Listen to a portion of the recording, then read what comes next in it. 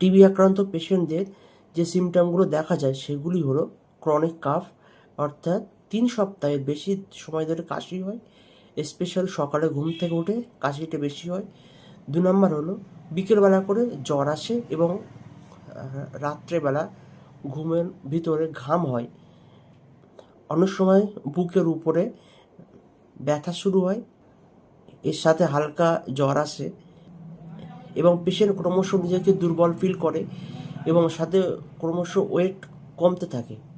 অনেক সময় দেখা যায় কাফের সাথে ব্লাড আসে এবং অনেক সময় যখন অ্যাডভান্স কন্ডিশন হয় তখন গলার স্বর বসে যায় বা শরীরটা অনেকটা দুর্বল হয়ে পড়ে।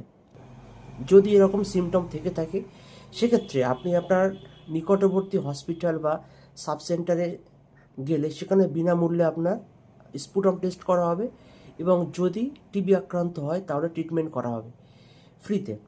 ট্রিটমেন্ট যত তাড়াতাড়ি শুরু হবে ততই ভালো এবং এটা সম্পূর্ণ সুস্থ হতে প্রায় 1 থেকে 2 বছর পর্যন্ত সময় লাগে।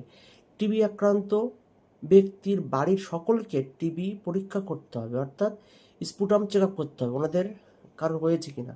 এবং বাড়ির যারা বাচ্চা ওদের অবশ্যই সমস্ত ভ্যাকসিন নিতে হবে। গভর্নমেন্ট যে শিডিউল আছে শিডিউল অনুযায়ী সমস্ত ভ্যাকসিন নিতে হবে।